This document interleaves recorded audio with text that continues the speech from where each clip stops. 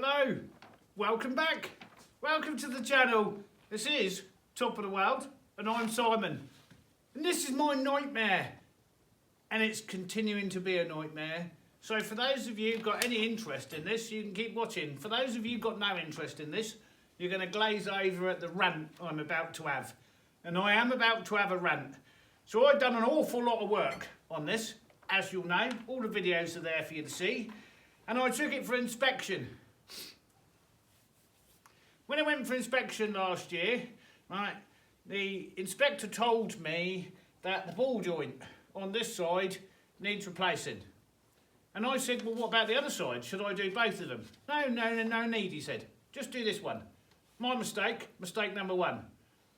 If everything's the same age and one side has gone, as soon as both sides have gone, I should have just got two and done the other side.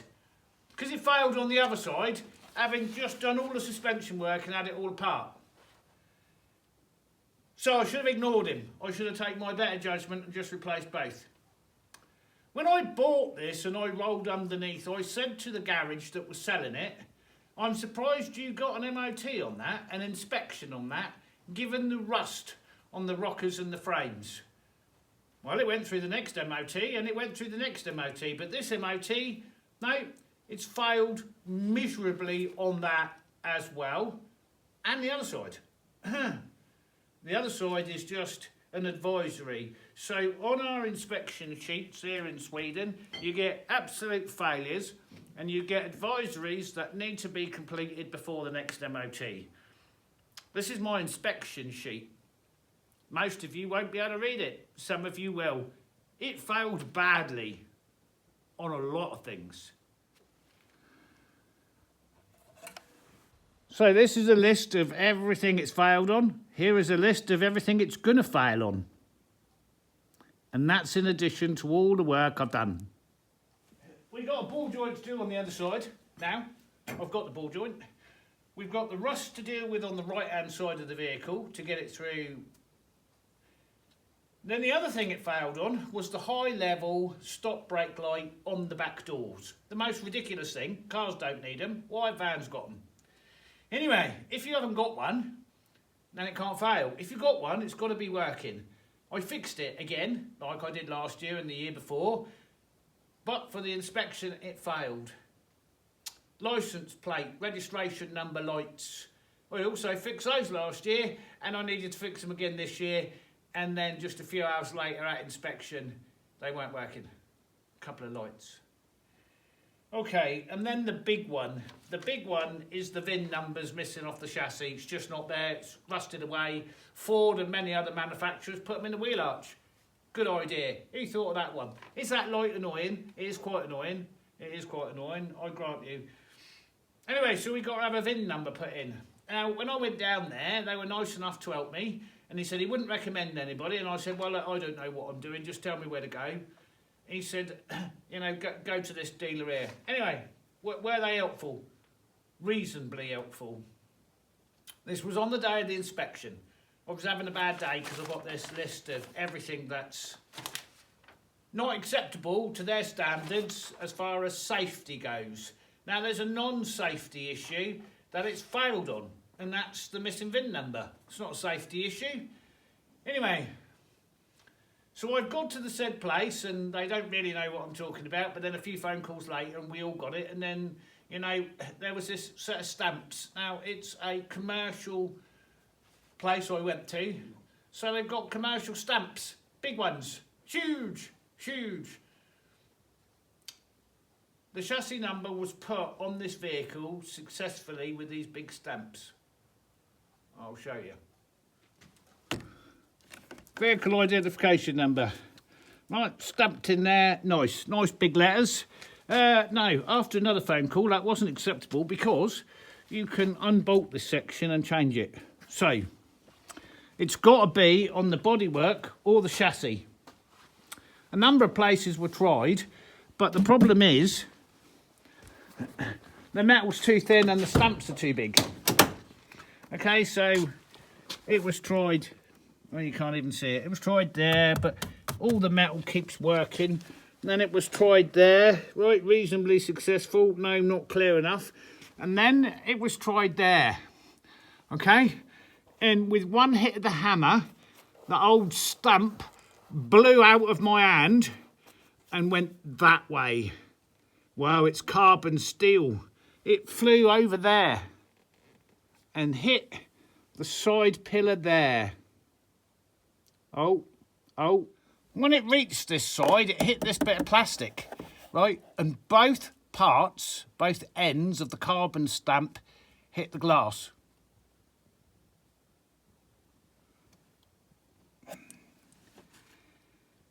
Now we've got a broken windscreen. Well, it's right in the corner, Simon, that'll be all right. No. Does that broken windscreen now constitute a failure because the crack's in front of the driver? Oh yeah. Oh yeah, so in dealing stupidly with a non-safety issue, we now have a broken windscreen. Can I replace said windscreen? No, I can't. No, I was having a bad day at that point and I said, no, that's enough.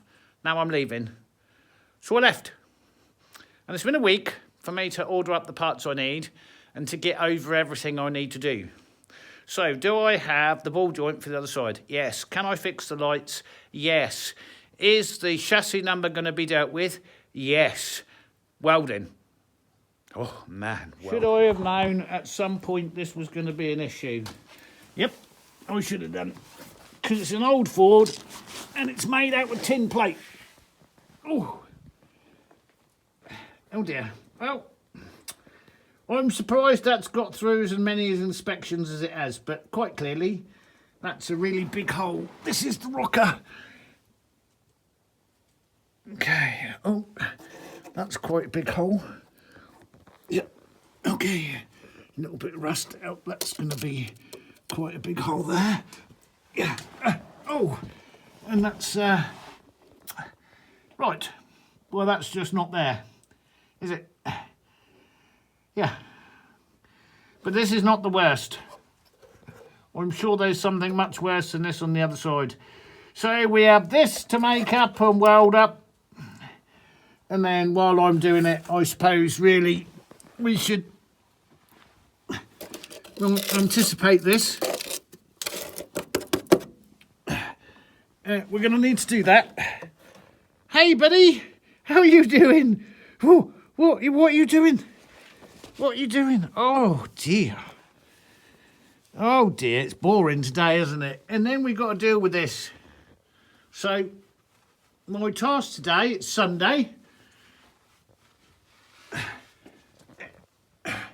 The plastic fuel tank in the middle, that looks great, doesn't it? Anyway. Okay,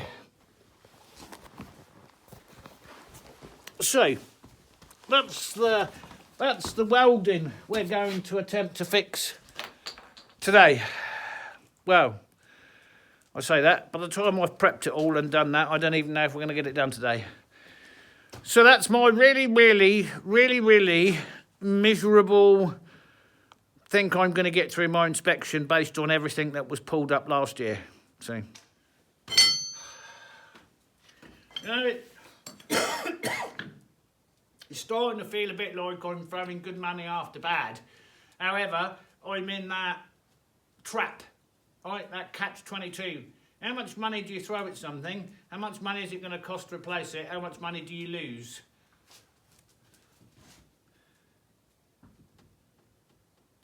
And this all started because a potential client got carried away with all the things he was going to do and all the stuff that I was going to do for them. Otherwise, we'd never bought this in the first place. Because do I need a van this size? I don't know. Anyway, it's never earned its money, is what I'm saying. And now I'm just throwing more and more money into it. And, yeah, it's giving me a pain in the backside. That's what it's doing. Well, there's no point in... I can't go forward. I can't go backwards. I have to... Anyway, what am I even talking about? Right, so... Today's task is welding. Am I going to get all this cleaned up and welded up and get onto the ball joint? Well, that would be nice, but we're going to start with the welding.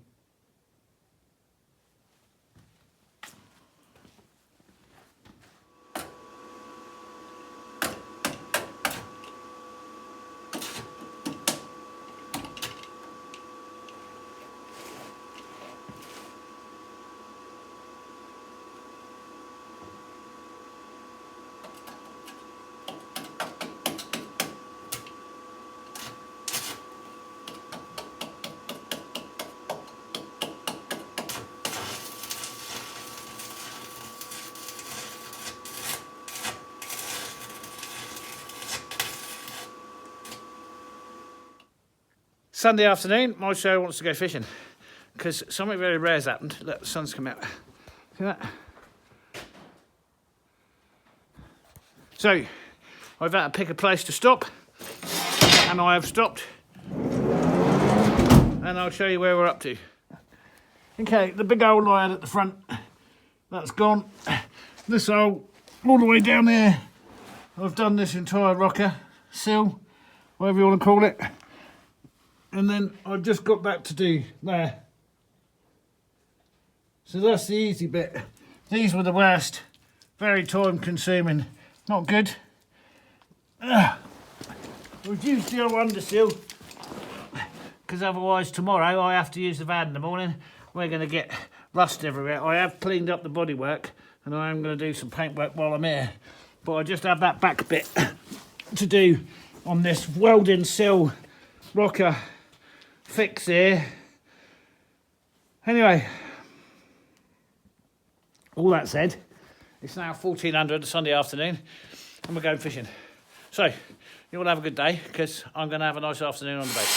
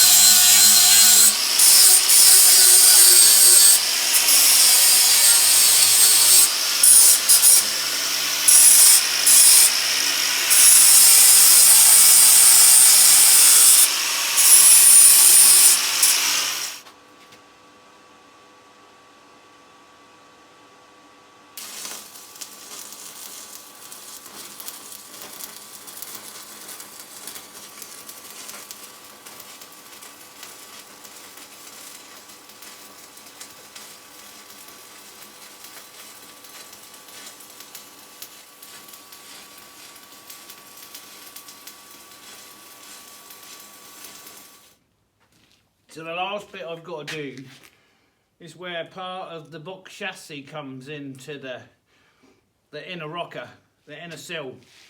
And so what I've decided to do is make a box. So this is going to form the new part of the inner rocker or the inner frame, and then this is going to house the rotten part of the chassis frame where it hits the wall, and I'm just going to cloak the whole area and then just weld it in. And is this thick steel? Yeah. It's the kind of steel that the old cars used to be made out of. Am I going to be able to weld it in? Yeah, I think so. Yeah, you have to be real. My word, wouldn't life be easier with a MIG? Anyway, you just have to be real low and real careful, and you have it on such a low setting on the old framework, you get stuck a lot, because I'm sure I've explained this. We only have two types of rod here that I can get. You know, if I want any 1766 or any good rods, I'm going to have to order them from the US, and I can't do that, see. Right, anyway, so that's that, and yeah, I'll show you how it's going to fit. Have I test fitted it? No, not really. Perhaps I should do that. Yeah, maybe I should just test fit it, and then we can clean up the metal where it meets the old and the new. Should I take you underneath with me? Yeah. We should. I think probably I need to put... I'm always lying on the floor. I'm sure I used to be a craftsman. Right. There's the problem.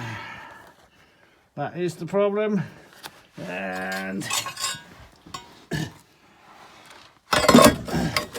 that's the solution. Rotten intersection, rotten end sill, all that's rotten. And we'll just cloak the whole thing over. And then we've got to bend this bit at the bottom so it fits nicely, because that's obviously going to weld in there square. You just need to hammer that over and weld that in there. Alright, so don't judge the welding too harshly because it's on there. I've also used some seam sealer to try and seal up behind it because I had to weld it where I could weld it. Oh yeah. There. So the welding's a bit... Anyway, we got the job done. And then up the back there, over in the back, I've had to use seam sealer in the back to stop any nastiness getting down the back. So that's welded. So that's this side finished now. We've dealt with the rust on the pillar there and give it a couple of coats of white, which is not going to match the rest of the van. Anyway, okay, so, oh, my hips. We've been in this corner for a while and we've got two important things achieved. We've got the new ball joint on this side. There she is, in. And we've also got the serial number in.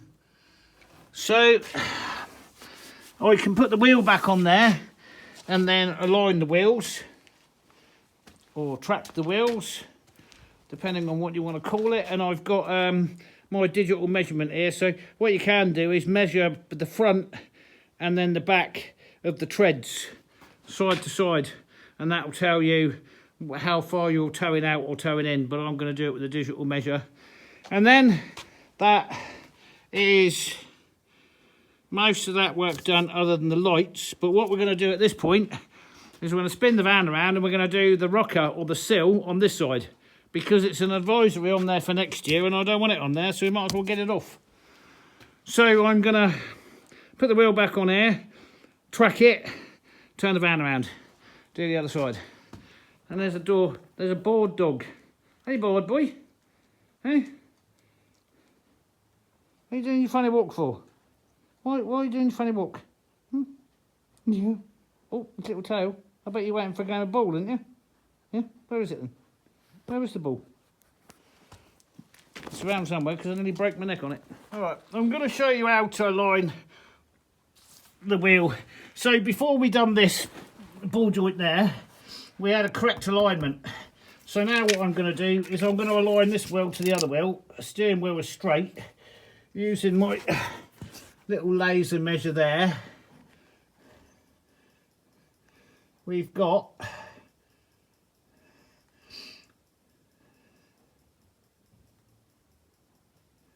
1525 on the back, and then we come around the front and we do the same thing. Put that on the rim, align the little red dot up there.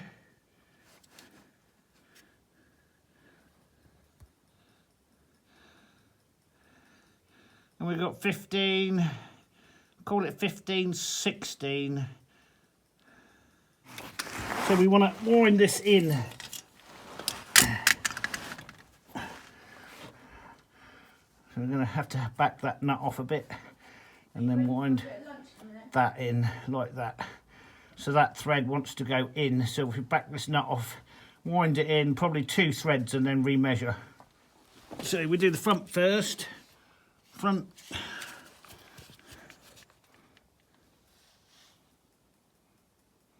$15.20, and then we go to the back.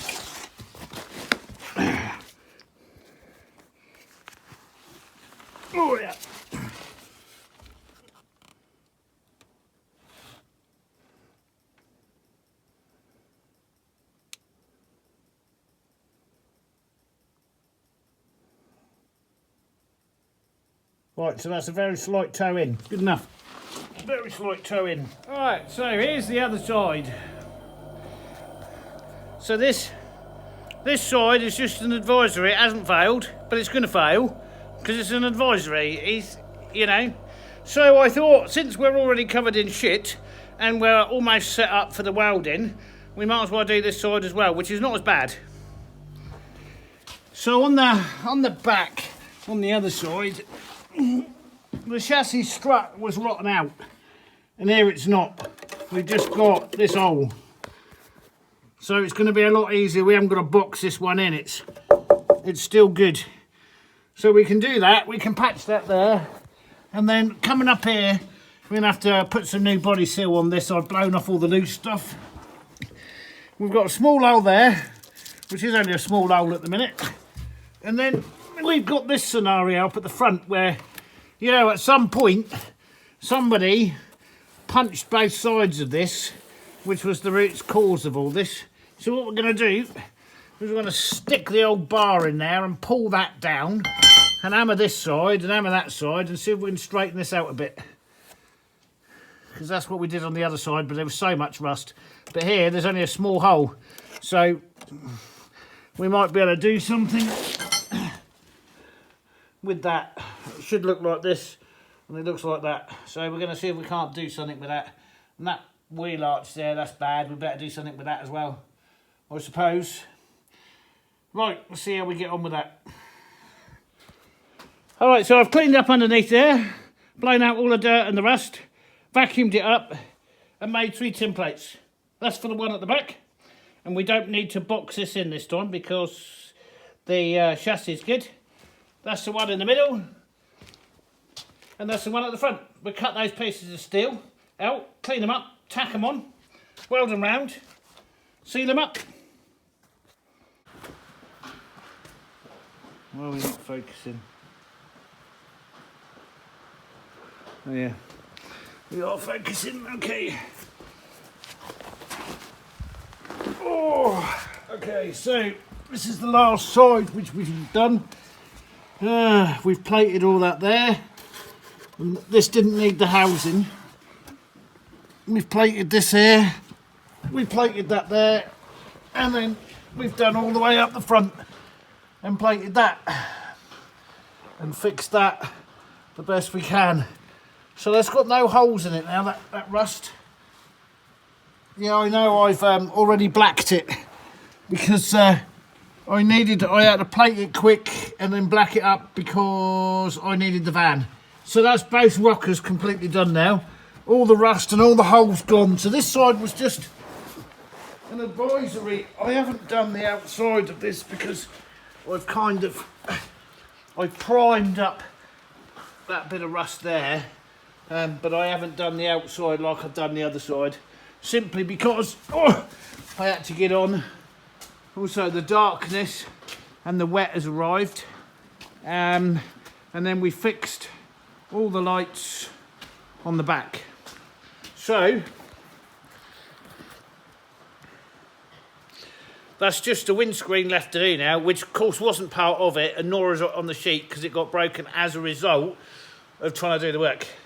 Anyway, did I show you the VIN number?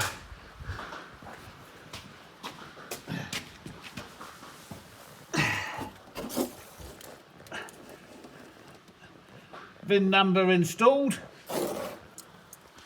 stamped into the chassis. We're all good. Right, windscreen. All the other jobs on the van are now complete and it's ready for re-inspection, albeit I've had to book it for a while. So that leaves one job left, which is the windscreen. I've had a quote on the windscreen. Well, we're not even going to talk about how much a windscreen is for this, and this is not a direct replacement heated screen. This is just a straightforward screen without the heater element in it. It's a lot. So as a reminder, I'll show you what we're going to try and repair.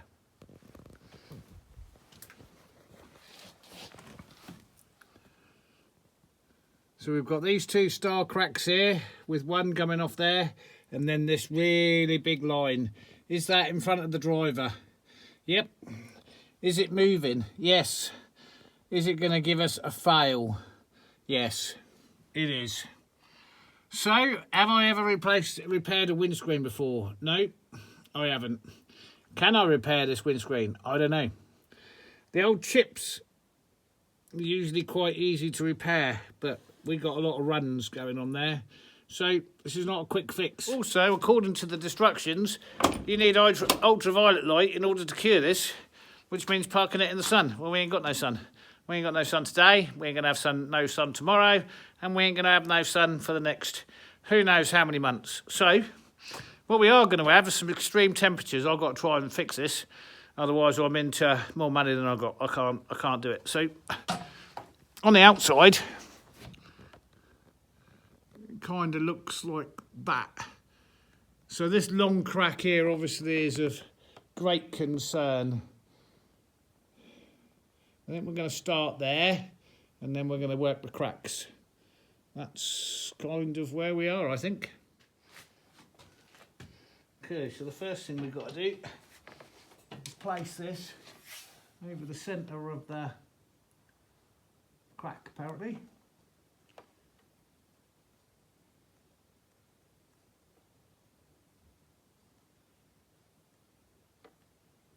Like so. Designed for chips, this is. Those two. You can see how much we've got to do. That's not looking particularly clever. Anyway.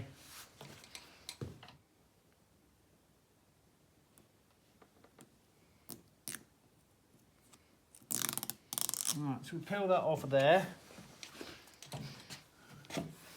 Onto here.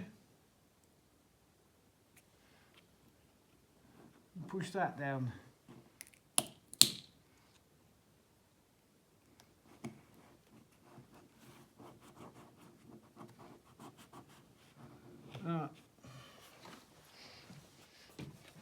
We've got to put 5 or 6 drops in here. Well, how we know what 5 or 6 drops are, who knows, because we can't see.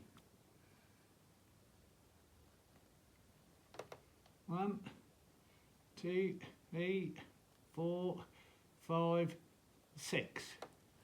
Ah, 6 drops. Okay, then we attach this plunger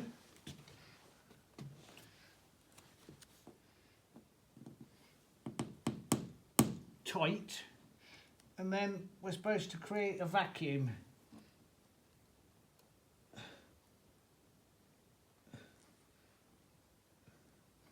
And then lock that off like that. And that has indeed created a vacuum. Okay, now we have to leave that for 10 minutes. So then, whilst we're waiting for that to be cured, let's have a go at this long crack. I don't squeeze this resin to get the air out, but I can still see the crack.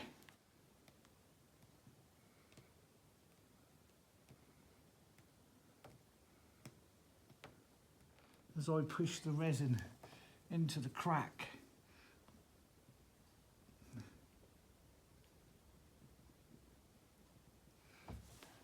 But I think I can do a better job of that underneath there,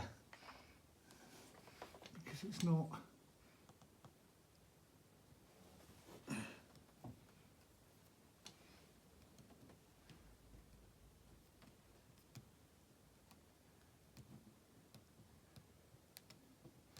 This is not how it tells you to do it. It tells you to rub this on there until it enters into the crack, but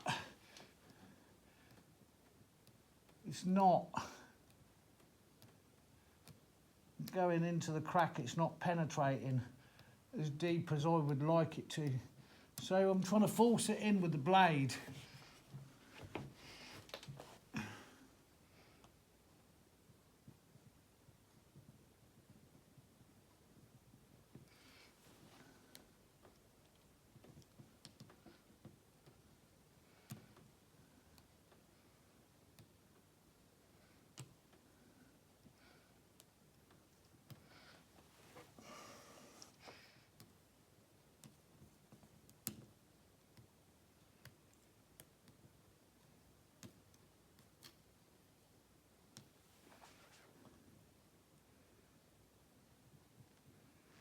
Okay.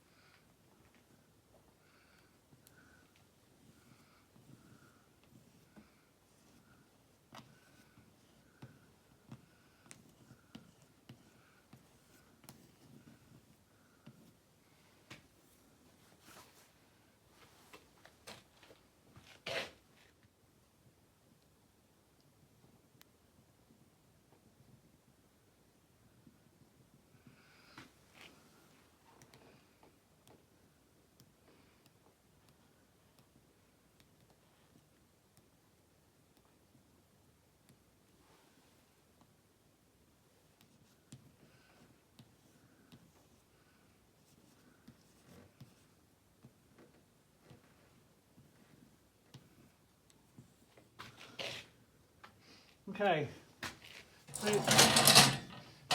it's been 10 minutes now. What I'm supposed to do is unlock the plunger, unseat it, fill the plunger with air, reseat it, and then push down and lock it off.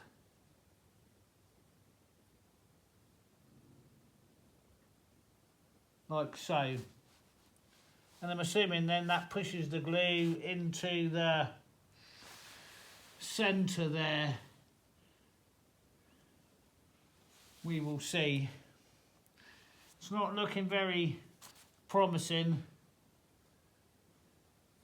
on that long crack, I've got to say. No. Something popped off. Yep, that did.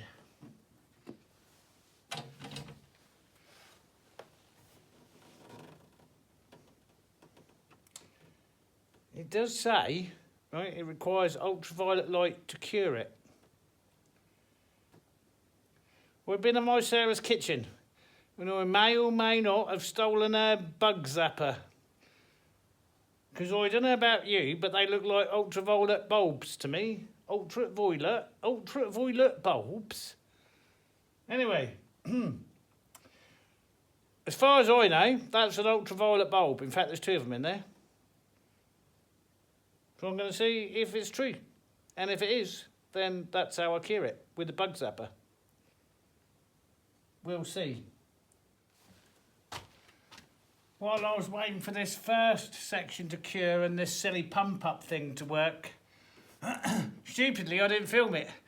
Down the bottom here, there was a chip mark, an actual stone chip, with a 2 or 3 millimetre, 1/16 of an inch going in either direction crack. And while I was waiting for this to cure, I messed around with this down here. And then when I was doing this section up here, I moved that down over there to see if it'd actually cure and work. Took off the sheet, and I can't even see where it was. As in, it isn't there. There is no... I'll show you where it was. I should have filmed it. Right there, there was a chip and a crack. And it's completely gone. From every direction. So I don't know what's going to happen underneath there, but it's got to be an improvement on what it was. These sucker things, this carry on here, right, that wasn't working. So I took it off and I just did a similar thing with the crack repair, but it's curing. But this down here had cured. I think this here, oh, I don't know if that's...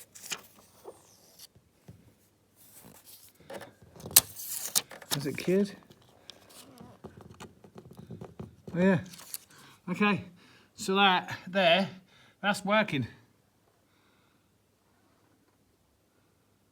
Okay. Well, I can see the crack, just. Right, you can just about see it. It's not like it was. Look at that. We might be onto something here. Right, I want to keep those. So if that one's cured, that means this one here, yeah, that's cured. Okay, so we don't need the sunshine because we've got a bug killer.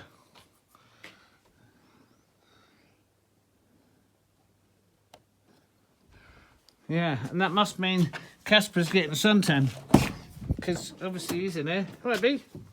I just want to see how that crack's looking. In places it's gone. Look at that. Here, where's my finger?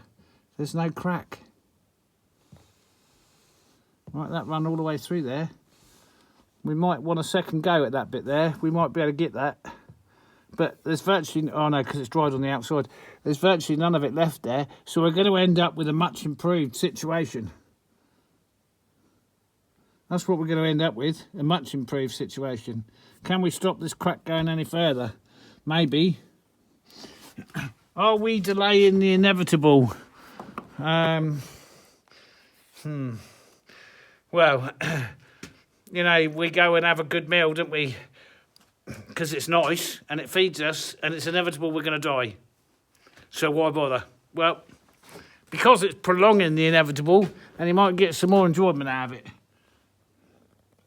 Yeah, I think that's it's not perfect, but I think we'll see. I can see a big section of crack. Oh no, that's not a crack. That's the edge of the sheet. Okay, well we'll let it continue to cure and we'll see. You can actually see now there where it was, how it's cured. The resin has cured all over the windscreen. So all we've got to do is scrape that off. Got like a layer of resin. I've taken the curing pads off.